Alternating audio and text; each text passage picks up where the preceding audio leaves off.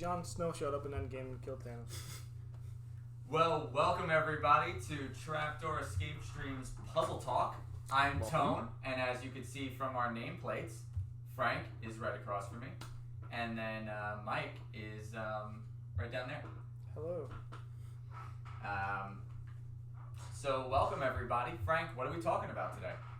Well, today we're going to go over a lot of topics related to puzzles and the escape room industry in general. First thing we should start with is, who are we?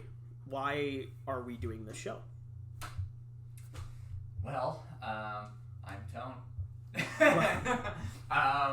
Well, I guess we wanted to have a show that would really kind of get into all like the nitty gritty of what's going on in the industry, talk about anything that is really like immersive content, and I don't know, give everybody a little bit of like a newsy podcast show of the puzzle industry. Well, we might as well start with describing, just in case, for the record, what we do within a trapdoor escape room. I make everything. Let's see. I produce the shows, so we put together all of our escape room shows in-house. And I also facilitate most of the corporate event sales and stuff to that effect at this point. And now bringing back the streaming. Back to our roots. Yeah. So I am the creative end. I do the stories and the characters, and I'm also co-owner, help run our locations. Mike? I do all the video work. Kind of just working along in tandem with everybody else. We all bounce ideas off of each other, and then I make the videos. So do all the cinematography, and all edit takes a long time. Doing all the editing, all that stuff. So the video production end of the company. We're going to see a great deal of that when Freak Show comes out. Yeah, we're going to see a lot of cool video stuff that is going to be integrated into that game. So now what is Puzzle Talk going to be going forward? You want to start that? You want me to start that? What do you start that? Okay. Making sure we're getting connected to all of our lovely friends outside in the world. Cool. And actually that is one of the parts of Puzzle Talk that we are going to do going forward, and we want to start hopefully today with letting our viewers get a chance to ask us questions about anything puzzle related that they want to talk about, and really anything related. It doesn't have to be puzzle related, but we will take questions from puzzle related things as a priority. But feel free to comment, ask questions. We are getting a live chat stream. We will be able to answer them. But we won't spoil Endgame, so don't ask. We will try totally not spoil to. Endgame. I don't Yeah, care. we will try not to. I can promise that I won't, but I can't speak for the other two because they half spoiled it for me before I saw it, and even before it was out because they saw it. Going forward with Puzzle Talk, we're going to have guest interviews of people in the industry, from reviewers to other creators, and we hope that this will definitely shed some light on the industry as a whole and get other aspects of it besides just our stuff. We will also be, towards the end of the show, we will have a puzzle that will, who the first person to solve the puzzle will get a free membership to Escape Stream, which is a really cool deal. So stay tuned for that for the end of the show. Very cool. So, Frank, what's our first topic? Well, our first topic is going to be, what exactly is an escape room? How is an escape room defined? A lot of different companies have different philosophies on this, and certainly when escape rooms started, they were in a different place than they are now. Right. There has definitely been an evolution. Anybody else can jump in anytime. I mean, I could keep talking, but... keep talking, Frank. We love hearing your voice. All right, well, first thing, escape rooms really started as the kind of basic scenario that you're locked in a room. This is what really makes, an escape room. One room, you're locked in, get out. Right. Over time, I mean, that was good for what it was, but over time, as everything does, it has to change. It has to get more elaborate. When we came in, we made the conscious decision to not go that route, to try to open things up a little bit, make it multiple room, have a story involved so that you have a purpose other than just getting out. And we've really tried to carry that through, and we've really tried to make more immersive environments beyond the what do they call it? Stage 1, phase 1. What did they used to call it? Oh, what was that word that they always used? Gen 1. Gen 1. Beyond Gen 1. the it's more, that's kind of like an inside industry term, but Gen 1 escape rooms that were the office, you're locked in, get out. We tried to go beyond that right from the beginning. And so it's led to the more immersive environments, the more immersive missions, and escape room really came to be defined as escaping your reality more than escaping your situation. So you come in, you get an experience to escape your reality, to be part of an experience that really gets you into another space. And that's what we really enjoy, watching people go through that. We've gotten some pushback on that a little bit. Sometimes, from some people. It's like, as you said, we had like the Gen 1 games that start off pretty basic, and it's kind of like Pong, I guess. Did people complain when they went from Pong to Pac-Man? Probably did. Yeah, I don't know. But, I'm not that old. It's similar. The industry evolves, the game styles change, and you just kind of got to keep up. I mean, Pong's a fun game, but Pac-Man's is probably a better game than Pong. So we just keep stepping up, and now we've got all like this crazy stuff coming out now. So I mean, it just of course, right? Well, yeah. I mean, that brings us to the headline of that is like is it escape a room, or can it be escape multi-rooms? And does it lose its charm, or does it lose its definition when you do that? And it seems like for a little while there was a pushback of people wanting more of a I signed up for a 60-minute escape room, right? And all of a sudden a door opens and I can go to other rooms. I thought I was almost done. You screwed my whole game up. I would have played harder. Yeah. And it's like, well, if you were gonna play harder, you would have just been out earlier. Like I don't know, what you really wanted to say there. Play harder doesn't. You're holding back. Yeah, I mean, like these games require a certain amount of intellect. So I mean, like you're either all in or you're not. So I mean, like if you're not gonna process every piece of information in the game fully. Right. To get disappointed when you find out there's a second room, that's really not the company's fault. It's you're just half-assing it basically. I think a lot of it has to do with anticipation, and one thing that we still get pushback on a lot is delivery of clues. Now, a lot of the rooms, the Gen 1 rooms, would either the game master would come in and give you the clue, or it would be like up on a screen and you'd have to read. And a lot of people come in still expecting that, and when you tell them it's going to be a different way, it kind of blows their mind. But we like to keep it as immersive as in the game as possible so that it makes sense with the narrative we're trying to tell, and to keep it in there. So again, there's a huge difference.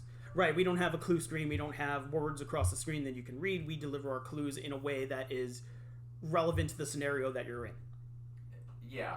But I guess the question becomes then, I mean, I almost feel like we're kind of in this like right in the middle moment right now, because we've got Boogeyman, Witch Hunt, and F5, which are still in our, I guess we could say, original model. And now we have the new QRZ and Freak Show opening in August that are now this massive sized attraction. I mean, it dwarfs the size of Boogeyman and Witch Hunt and F5. So I guess, with our Gen 1 games, it was already multi-room. Right, our Gen 1 game. But now, like a lot of other companies started, instead of having 10 rooms in the building, they had 5, and they made them all bigger. Now, are we in a position where, are we an escape room? Right. With the new stuff, and everything that's kind of in our pipeline, are we even an escape room anymore? That's a good question because even now, over the last couple of months, especially April, since when we did the big ticket sale, we were getting a lot of calls.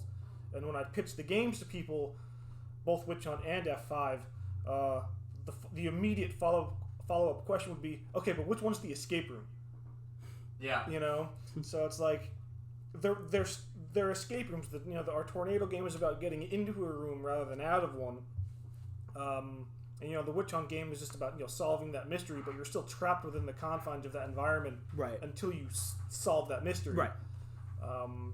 Right. Yeah. Your goal escaping the scenario more than escaping. Yeah. Your goal is to solve that mystery in order to leave. Right. Right. So I mean, it's an escape room on paper, but conceptually maybe not so much, traditionally speaking. But I mean, you're still playing out this narrative to get to the end. Right. Obviously, if you leave the game, it doesn't work. But yeah. I mean, yeah, I would say at this point, I feel like like Cure Z is an attraction. It really isn't, because you go into the police station, you escape the first room, but then you're not done. You're basically now in a hallway where you have access to another room, and a hallway, and then 5 rooms, and then a hallway, and 4 rooms, and it's like by the time you're done, you are not exactly, you're not, and even by the end of it, with it being objective based, right. You're not escaping a room. Yes, you're not escaping a room. You could make the argument that you are escaping the zombie apocalypse as a whole, because you have to put the cure together. So you are escaping something. But again, yeah, where is the line drawn? And it's really in the minds of the players. I mean, it's like, yes, Cure Z is obviously to us a bigger attraction than an escape room. Yeah, I think that's an important differentiation there. It's an attraction now. Yeah. It's kind of, we at least for us, we've kind of ceased the escape room in a traditional sense, and now we're onto like this bigger thing. 2-hour games that are, it's the length of a movie now. Right. Yeah. So which allows us to really push the storytelling way beyond what we were doing. And I think that makes it a lot more fun, and a lot more worth it. It's become more like theater almost. That's the thing. It's like movies and theater have tried to evolve. Like forms of entertainment evolve all the time. There was always a problem. Probably anyway, when movies moved to talkies. Yeah. It was like, is this really a movie anymore? I'm sure there were people that were asking when that. they did color film. When they did color film. Cinema as we know it. Right. And so it's like forms of media evolve, and I think Cure Z Freak Show is this next evolution. And Freak I Show think is it's very great. much a show. Freak Show is very much a show. It's a fully interactive show. Right. I guess we're approaching more like Sleep No More and stuff now. Yes. The big Macbeth thing in New York. I don't know I forget how long Sleep No More is, but I mean. Well, you kind of have like 3 hours, give or take, but then the show repeats. Yeah, but it's this elaborate theater piece that the audience gets to participate in. Right. We're doing something similar. Only there are there's also puzzles. Puzzles. Yes. Let's not forget that there are puzzles. Now, I guess my final question. Yes, Marshall, we know Frank and Mike are frozen. We can't necessarily figure out why yet. We've tried moving their camera plugs a few times, and basically you just have a still photo of their beautiful faces. They can still hear us though, right? Yes, yeah. The mic is still hitting everybody. Mike, move around. We got Mike back if we lose Frank. Now let's see what happens if we add Frank back. Frank's just a question mark now. Oh, wonderful. Just peek your head up from in front of Mike.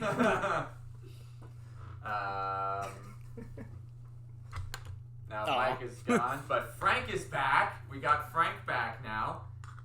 Let's see. No, very much, Marshall. Thank you very much. We do appreciate it. Yeah, we can't necessarily figure out what can't do all of them at the same time. The deal is, but we're gonna figure it out. As an aside, is Chris supposed to be here today? Is he covering for? No, he's supposed to be here. Yeah, Don't we have a new kid, Eric? they're showing both up? going to be here. All right. All right, so we have Frank. Frank, move around. Yeah, we got Frank. We're making progress. I think I could just shimmy over next to Frank, I guess. Shimmy. Are we both in? Yeah, they're both in the shot now. Okay. Okay. So now what we'll do? Now what we'll do is, hold on. We'll move Frank's icon over, and Mike's over his head, and now, booyah! We're there. Now the only problem bothers is me that I don't know what that looks like right now. Yeah, I'm going to investigate this. As we speak. But as soon as we change to our next frame shot, it goes back to the original status, so that kind of screws us up. But yeah, thank you very much, Marshall. I actually think we just got a brand new omnidimensional microphone, and I think it's pulling so much juice that there's not enough power going to the actual 3 cameras. So I think that's where our problem lies. So we'll try to fix it as we go. But so yeah, I guess to finalize that out though, realistically, is anyone in the industry other than like the really small brand new companies that are like in a town demographic of 1,500 people, is anyone even doing a 1-room escape game anymore? Is that even a thing? I think in Manhattan there probably still is, just because of I know space the mall restrictions. has it. I'm sure boardwalks do it too, because those are more like. Actually, from what I've heard, the boardwalks have some decent ones. But even the one in Kalahari was multiple rooms. Right, that's what I'm saying. Like, it is kind of all moving, I think, towards that direction. So, does the escape room definition have to redefine? Do we have to now, does it become like, I don't even know what the hell you call it at this point. I mean, it's like, we went from Pac-Man to Sonic the Hedgehog to Final Fantasy VII. Right, and there's still video games. I don't think we should talk about Sonic the Hedgehog. No, we're not talking about the movie. But as far they're as still all evolution- called video games. Right. And just like, Avengers Endgame is still a movie, whereas It's just part 22 of a larger. the old Right. the I was trying to think of an old movie to compare it to that's still also called a movie, and it slipped out of my head. I know which one I'm thinking of, and I can't remember it. The old Birth of a Nation from like 1900 something. Yeah. That was super racist. They're still movies. I guess as a perfect segue, does escape, right in its name, have such a negative connotation though now too, where maybe it's time that things do have to start looking for language changes, because a big topic that's been going on now for weeks is the fire that happened in Poland. So in case anyone doesn't know, which I think you'd have to almost be living under a rock at this point, there was a fire in an escape room in Poland, and 5 15-year-old girls died as a result. And the reason we're subjecting this as Poland fire aftermath is because there's been like sweeping legislation worldwide that has resulted in escape rooms shutting down.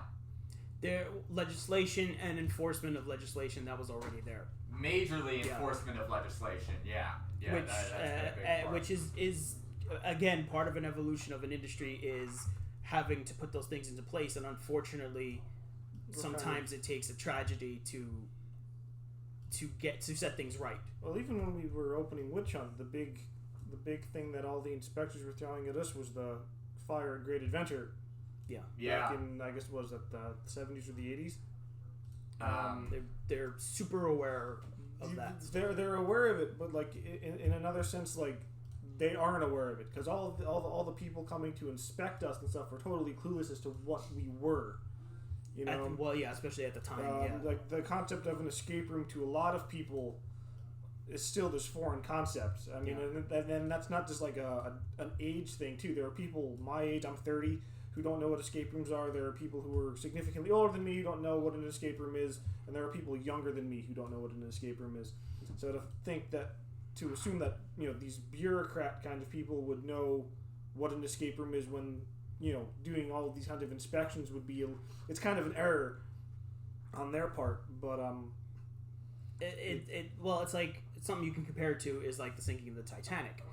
After the Titanic went down, new laws were put into place to make sure that there were enough lifeboats for everyone on the ship, which you would think would be like an obvious thing, but it wasn't. Until an unfortunate tragedy made them have to change the laws, and it's sad that that's the way it has to go.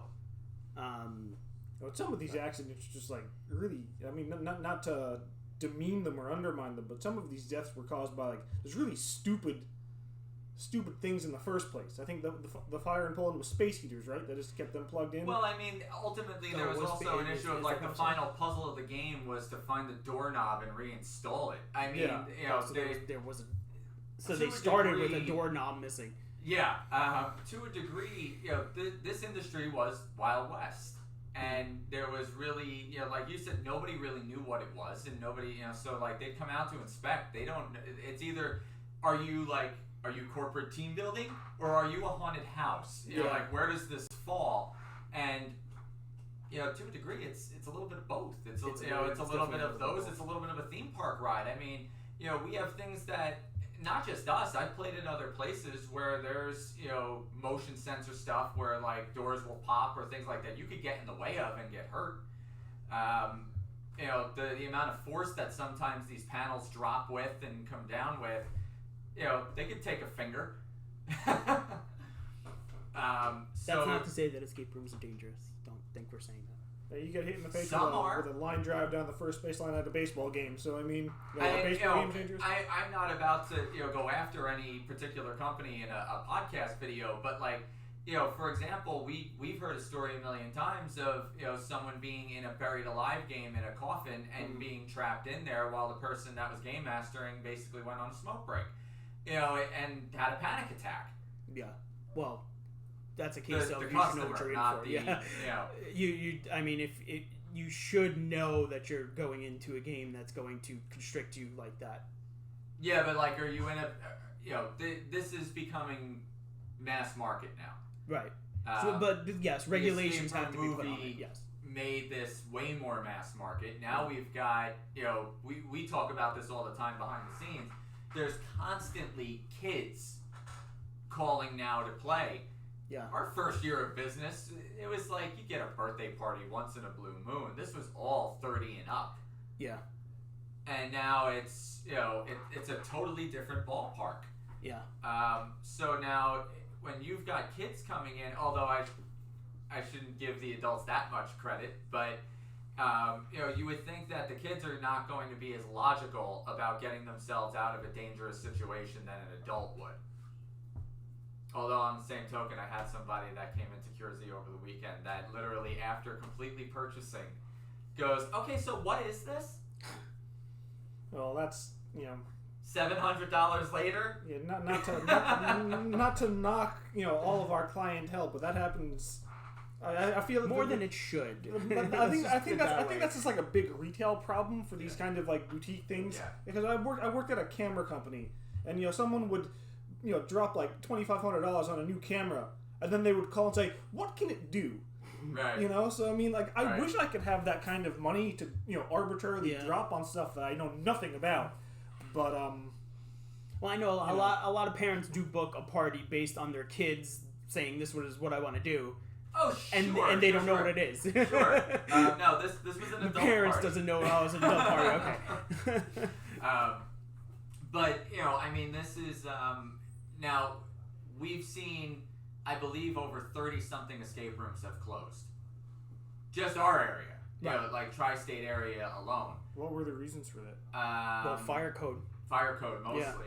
Yeah. And I know there's a movement now towards eliminating the push stops. Right. Because everybody's go-to, we've never used them whatsoever.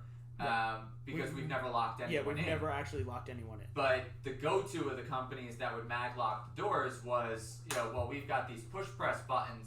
That button gets pressed, anyone can get out, and no issue. But as we've all joked about in the past, I've been in a fire, and there's no way that I'm finding that push button in the smoke. Right. Those rooms engulf like that. So there's no getting around it. There's just nothing you can do about it. So those push buttons are not useful. You're putting people in a room that have literally no idea where they are. They've never been here before. They don't know the layout. So even if you're a one-room game, it's not, it's not going to help. Yeah, and we made that decision early on that we weren't going to lock people in, and we weren't going to do that because it also takes away the immersion of what we were trying to do. So if anybody's watching that owns an escape room or works at an escape room, is there measures you have taken since the fire in Poland to, kind of reformat and refigure out the way you're doing business? By all means, comment below. That's something I would love to hear. And kind of see the direction. Yeah, and it's interesting too because we used to get pushback for not locking the doors. It's true. People would ask, what's the point then if the door doesn't lock? Because we would tell people that we don't lock the doors, and they would. Well, then it's not an escape room. Yeah. Well, do you like your life? Yes. So now we can pretty much just say, do you want to die? Yeah. So I mean, it's a really weird industry to be a part of because dealing with public perception of these things and how it varies is very unique. People love floating on that line of danger. Yeah. Right? I mean, that's kind of part of why they're here. Right.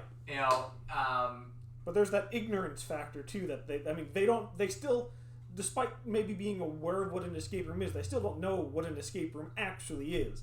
So there's we got all these pushback for things that seem that to them seem arbitrary, but for us have larger repercussions if we don't do it. We've given it a lot more thought than they have.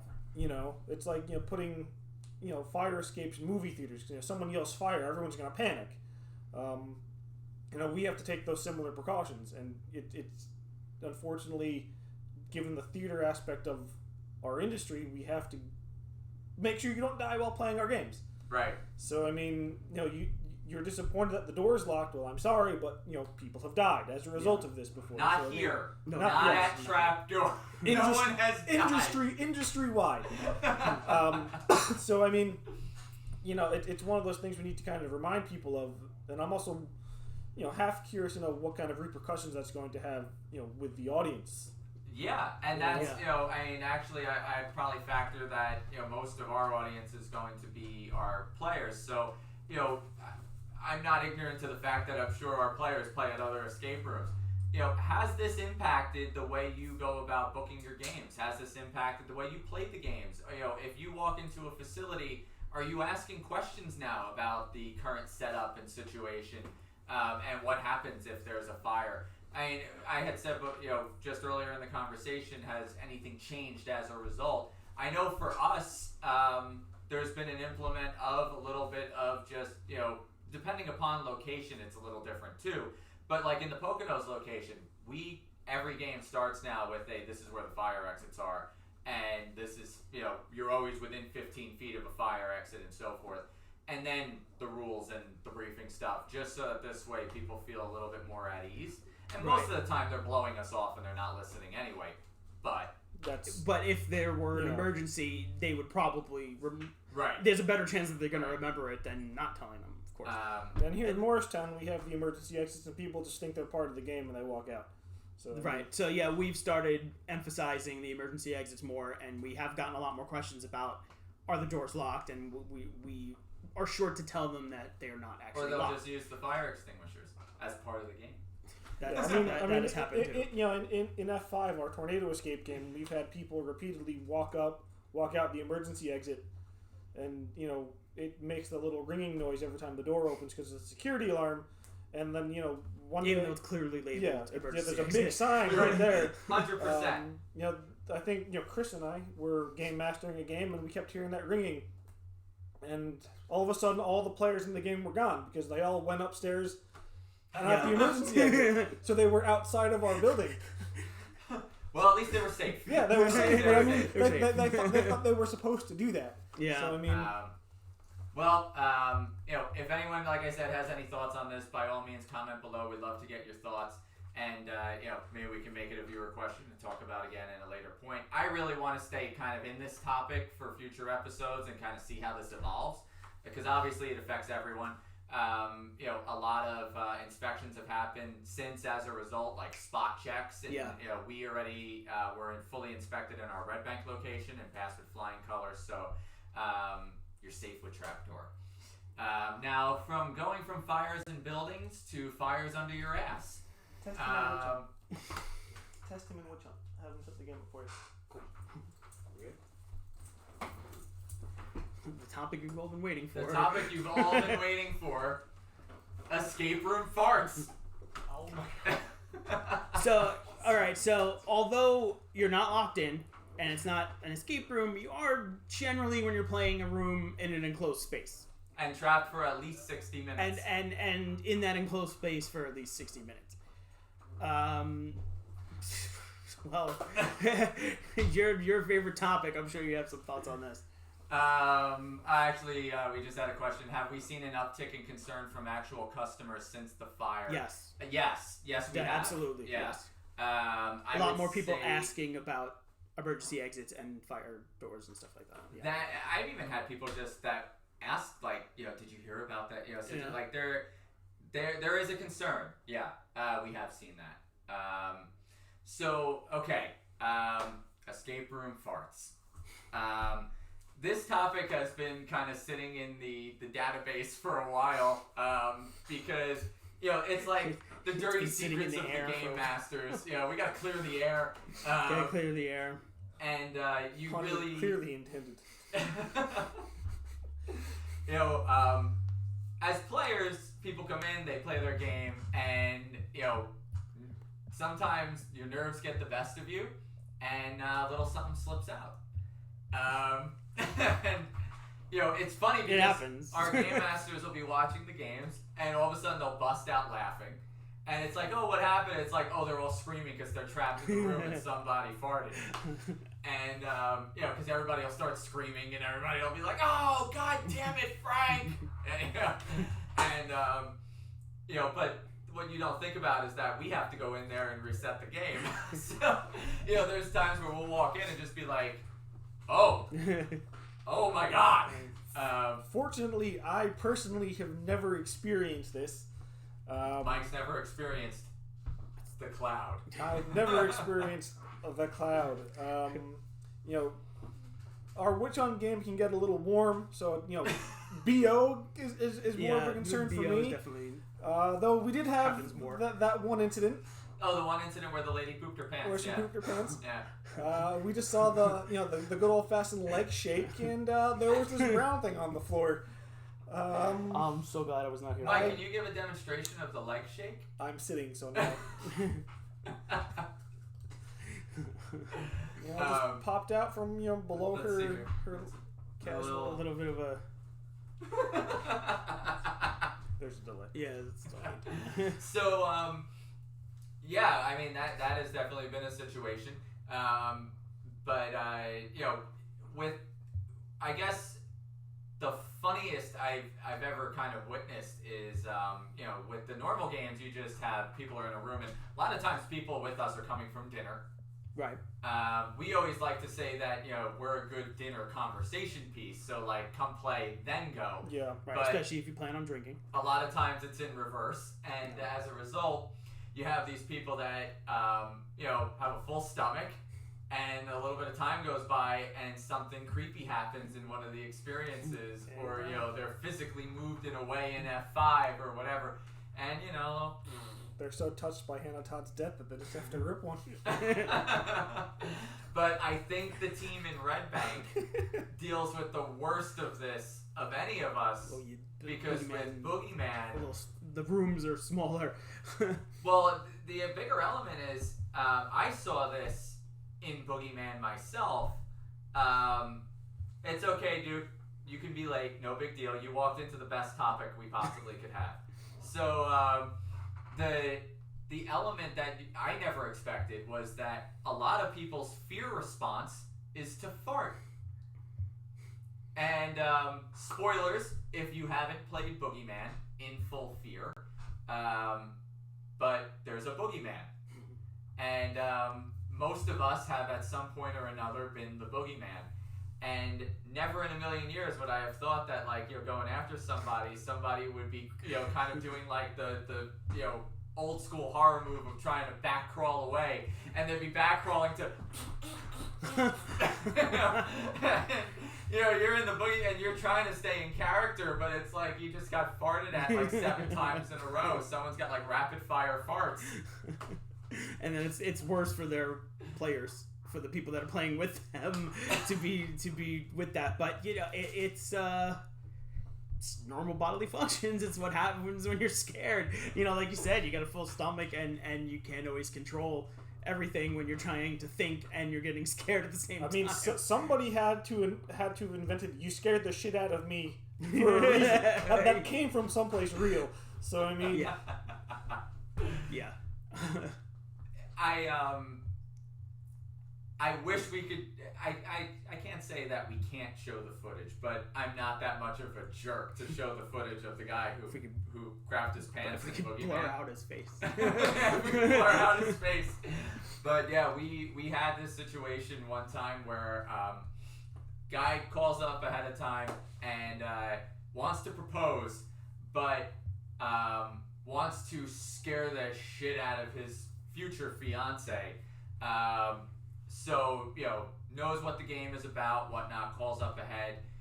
Is there a way we can set it up so you could scare? We're going to have the bridal party, you know, all together, and, you know, all the people that would be part of our entourage would be part of the wedding. So, you know, her friends will be together and all my friends will be together.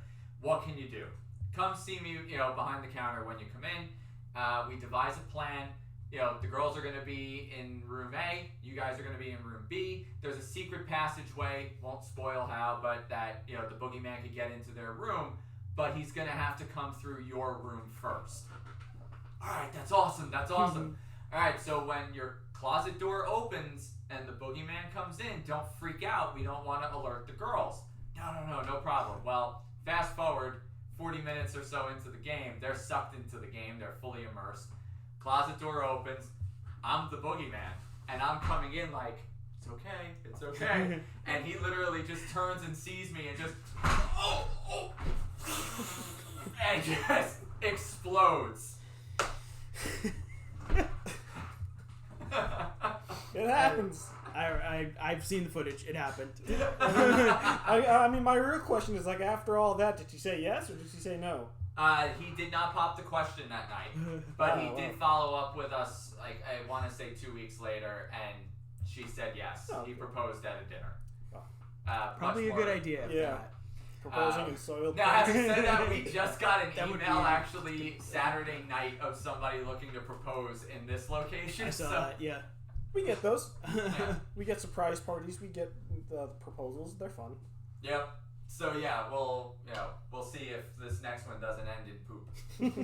But yeah, it's you know, so many different stories about, you know, with Boogeyman, about people's fear responses. They just, you know.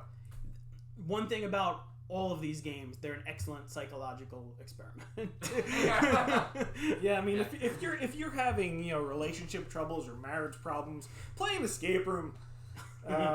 You know, it'll either fix it or end it. Exactly. Yeah, you'll know one way or the other if it's gonna work. Yeah, you'll know pretty definitively whether or not this will work, if your relationship will work out. I've seen it several times, and it's uncomfortable for me as a viewer because you just want them to play the game, not murder each other. Yeah.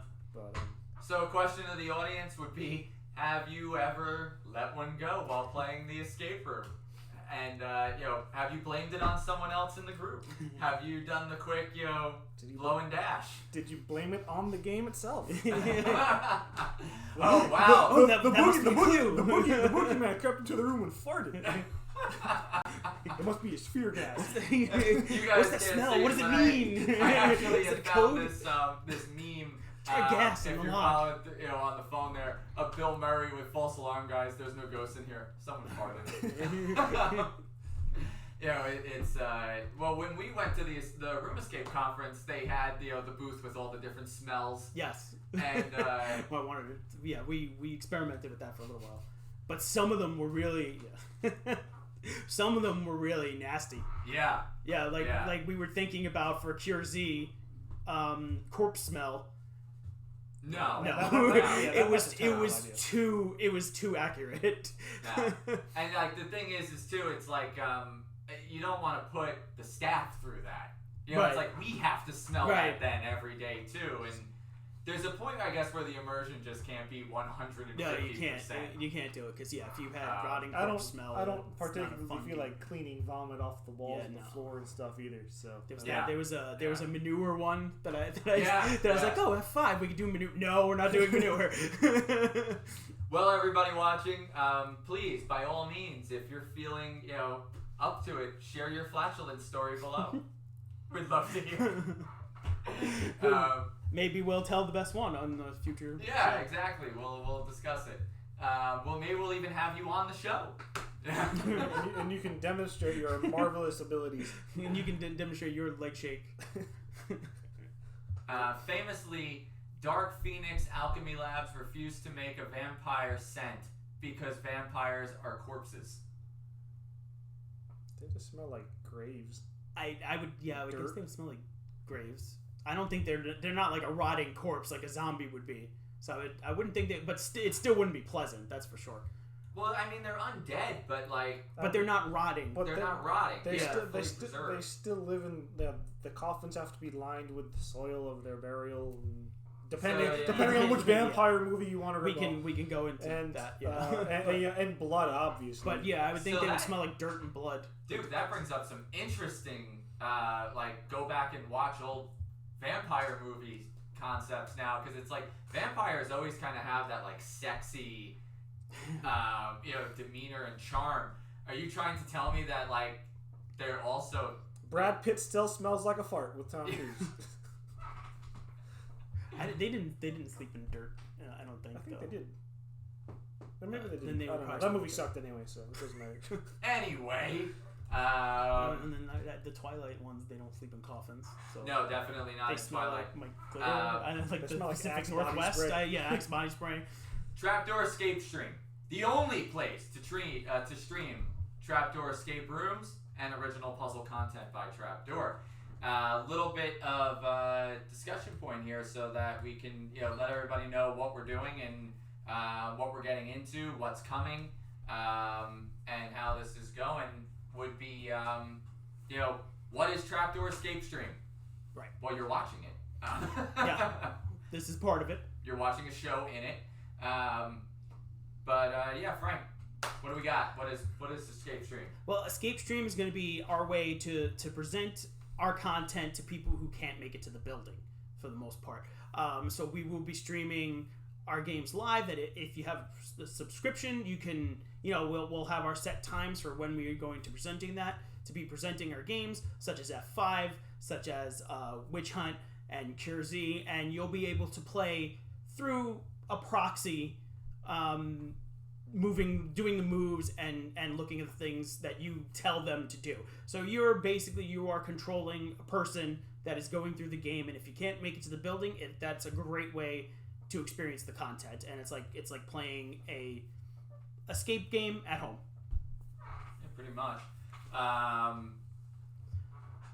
But that's not all we're gonna have. We're not just gonna have escape games. We're gonna have our Puzzles and Quirks games. We have our Puzzle Talk show. We're gonna be, if things going as planned, we will have a lot of great content for you guys. Things always go to plan that Trapdoor. Content we have on the way. There's actually quite a bit of original content coming. We have Find Us, which for most of our, I guess, really diehard fans of Trapdoor, they're gonna probably get all giddy at the concept of bringing back the Architect. So Find Us In is more of his original format. Yeah, a mini series that is going to be, with the villain, the Architect, leading the pack. So it'll be different victims in each episode, and you'll have to solve the puzzles to guide them out of whatever dangers the Architect has put them in. Stream exclusive content. Yeah. What's the camera perspective, first person? It depends on the show. For example, like right here, we're basically just multicam. The shows that will be going through where you can basically use one of our game masters as a human avatar to play through like Cure Z or F5 or Boogeyman, which is actually really cool because the Boogeyman is still attacking. That will be first person. But then like Find Us is going to be what we call like God View. Right. So like each show is going to really kind of be tailored to the story. It's going to make sense within the content. We have Puzzles and Kids, which is going to be a weekly episode really aimed at under 12. So that there's something for that age demographic. So that's gonna be kind of like a Mr. Rogers view. Yeah, totally. Every show will really have a different point of view. Have we heard of Sander Wise and the Mystery League out of Chicago? No. He wrote up a post-mortem on the whole thing. I highly recommend it. Yeah, we'll check it out, Marshall. Have not heard of it, but we'll definitely check it out.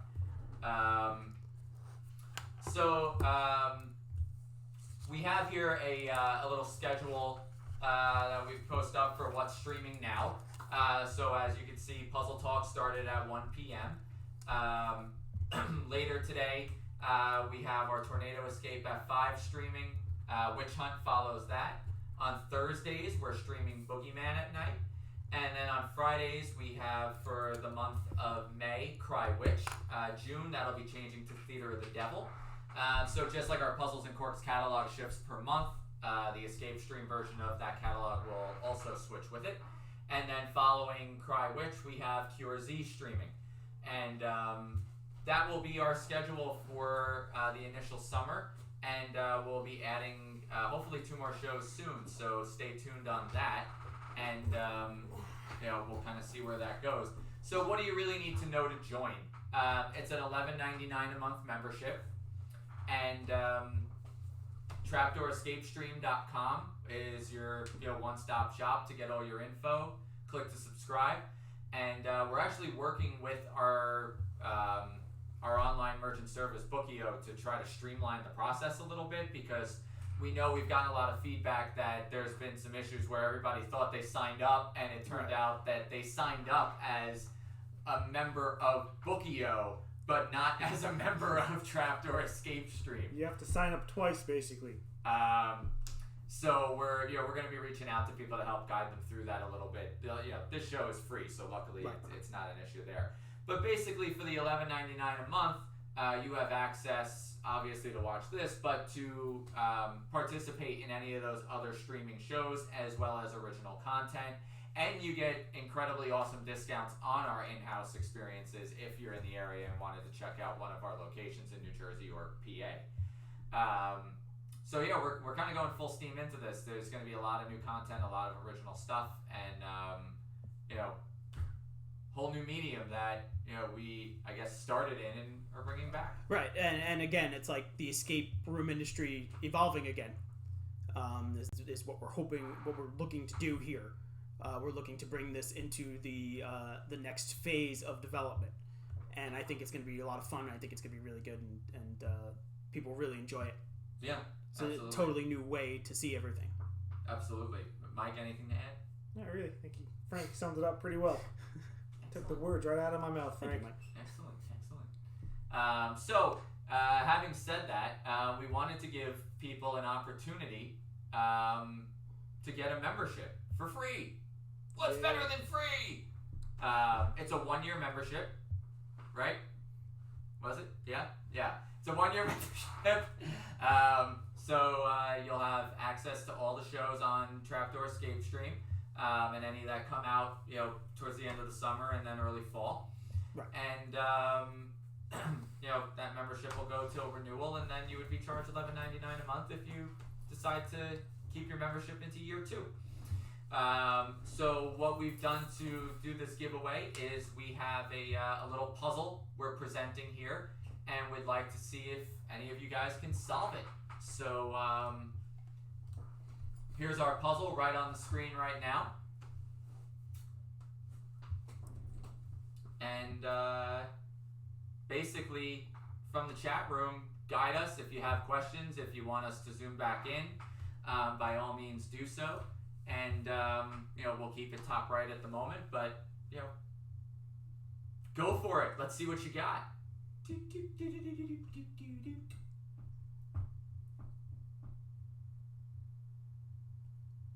Mike hasn't seen this puzzle yet.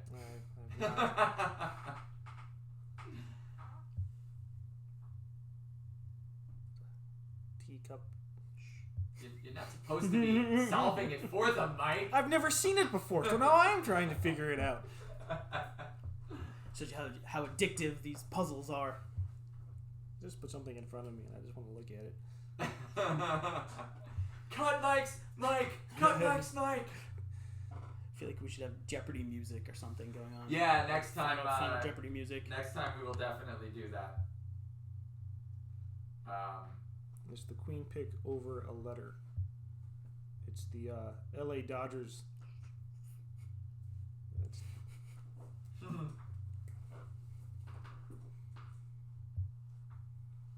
I can't see it. I need to know what it is. Yeah, but he doesn't know what it is. There we go. But it's not but Full screen. when he says over a letter, I mean, does he mean it's blocking? Is it blocking something? It's not blocking anything. I know what he's talking about, but I don't necessarily want to. Yeah. It might be a spoiler to say. Buddy Ravel, tequila. Oh, we're at the same time. No, Buddy had it first. By like a few seconds. Very, very quickly. But Nice. yes, that is Well the done, answer. buddy. Well done. So, Buddy, here's the way this kind of goes. Essentially, what we need you to do is head over to trapdoorescapestream.com, sign up, and literally just sign up as a Bookio member. Kind of like we were just talking about with the problems some of our people were having. Sign up as a Bookio member, and as soon as we get the notification you're in there, what we can do is go in and enable you with a free membership. So we'll take care of that, get you signed up, and you'll have access to everything. You could stream whatever show at any point. Have a viewing party, get some friends over, and that'll be awesome. You're right. Boom! Well, by the way, tequila in honor of Cinco de Mayo, which was yesterday. Yes, I didn't have a margarita yet. And you can see the teacup being T. The queen picture minus the EEN, just so that just the Bring that back qua. for you. There you go. Boom. And the I being an I, and the LA Dodger symbol being LA. So tequila. Queen. Gonna hit. All right, cool. So yeah, good job, buddy. Congratulations. Yeah, awesome. So successful first show, guys. Just for first show. We want to make sure that if you enjoyed the show, by all means, please subscribe to our YouTube channel. We'll probably break this episode down into small parts so people can see just by the topic they're looking for as well, and they don't have to watch an entire hour-long episode. But You should, because it's really insightful. Yeah, but watch the whole thing. It's always going to be free, so tell your friends and have them watch next week. Absolutely. Subscribe for more content. Like the video. Comment below on some of those topics. And by all means, hit us up for some viewer questions. Hit us up on facebook.com/trapdoorescapestream. Right, you can always do that. We'd love to Not get just some when questions show's on. for next episodes that we could go over and call you out online. And we'll I guess see you next week, 1 p.m. Eastern Standard. Thank you guys for watching.